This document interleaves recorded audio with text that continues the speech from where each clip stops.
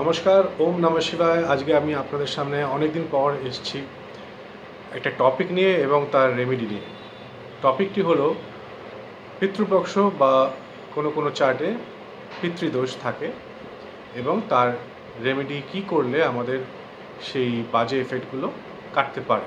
তো পিতৃদোষ থাকা মানে হচ্ছে পিতৃপক্ষের বা জাতকের ফ্যামিলি, মানে এই যে লিনিয়েজটা আছে আমাদের ফ্যামিলি, তারা কোনো না কোনোভাবে কিছু দোষ করেছিলেন।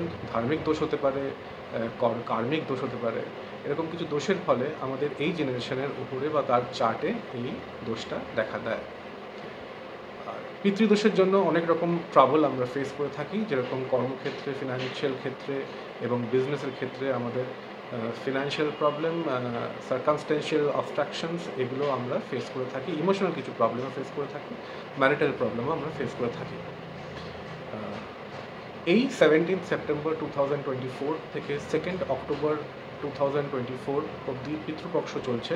এবার এই মডার্ন অ্যাস্ট্রোলজিতে আমাদের সবসময় সব রকমভাবে রেমেডি করা যায় না। সবাই ঠিকভাবে ঠিক প্রসেসে রেমেডি করতে পারে না, কেন এভরিবডি ইজ বিজি। সবাই চাকরি করছে, সবাই কেউ না কেউ বিজনেস করছে। তাকে যদি নিয়মভাবে এই রেমেডিগুলো করতে হয় তাদের অসুবিধা হয়। তো এই মডার্ন অ্যাস্ট্রোলজিতে আমি বলতে পারি যে পিতৃপক্ষের কিছু কিছু রেমেডি যদি আপনি রোজ করেন, তাহলে এই সময়টাতে, মানে এই যে 17 সেপ্টেম্বর থেকে 2 অক্টোবর অবধি যে সময়টা আছে, আপনি যদি রোজ একটু একটু করে করেন তাহলে একই রেজাল্ট দেবে। ব্রেকফাস্ট এবং লাঞ্চ, এই দুটো সময় যখন আপনি খেতে বসবেন, তখন পিতৃপক্ষের লিনিয়েজকে একটু মনে করে তাদের নামে উৎসর্গ করে একটু খাবার আপনি সাইডে রেখে তারপরে খেতে শুরু করবেন। মনে রাখবেন 17 সেপ্টেম্বর থেকে শুরু হয়েছে, 2 অক্টোবর অবধি চলছে। প্রতিদিন সকালবেলা ঘুম থেকে উঠে একটু ধূপ জ্বালিয়ে পিতৃপক্ষের যদি নাম মনে থাকে তাহলে সেটা আপনি উচ্চারণ করে তাদের কাছ থেকে আশীর্বাদ চাইবেন। আর যদি নাম না মনে থাকে তাহলে জাস্ট আশীর্বাদ চাইবেন যে যাতে আপনার লাইফটা স্মুথ হয়।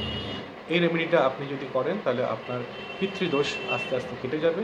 এরকম রেমেডি আর এরকম তথ্যের জন্য নিচের নাম্বারে যোগাযোগ করতে পারেন। বার্থ চার্ট কনসালটেশনের জন্য নিচের নাম্বারে যোগাযোগ করতে পারেন। আমি একটা ফোন কল হবে, আপনাদের গাইড করার জন্য আমি সবসময় আছি।